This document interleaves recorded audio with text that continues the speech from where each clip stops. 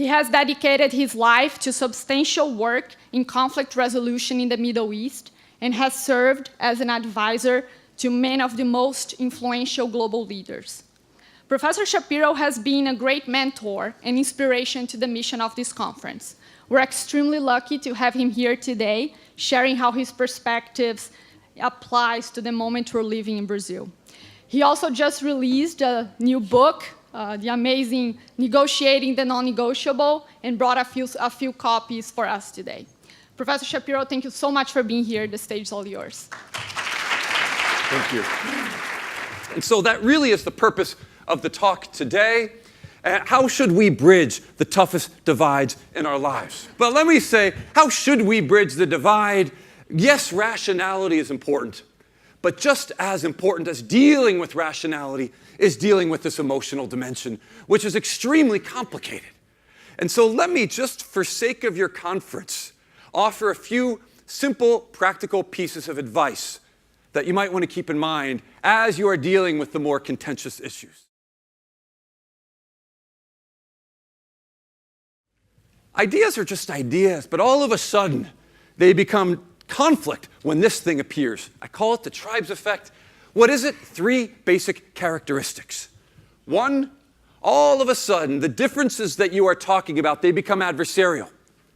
It's me versus you in this conflict situation.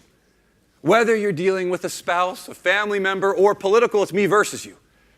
2, and once the tribes effect, this mindset comes on board, self-righteous. I know I am right and legitimate, and guess what? I believe you are wrong and crazy for your point of view.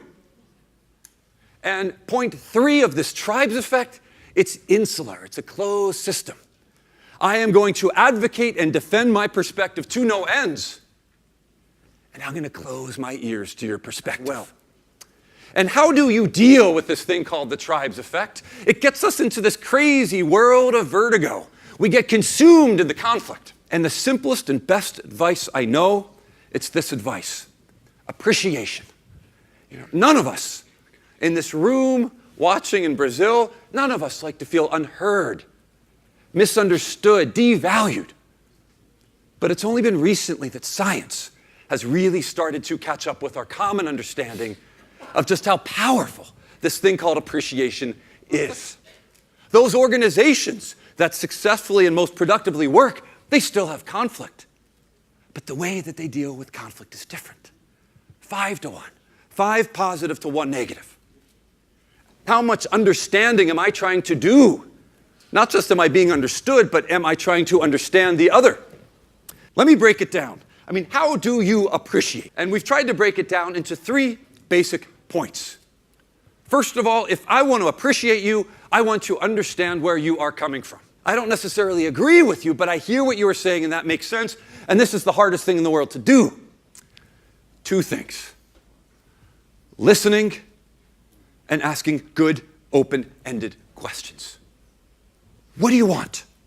How can we help you? Talk to us.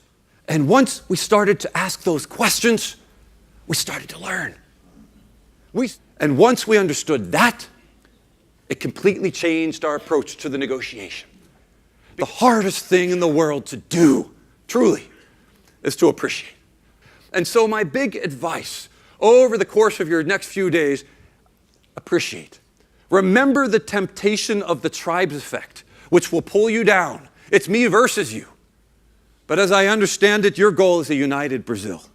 And to create a united Brazil, the most fundamental concept I know, the most powerful concept I know, appreciate.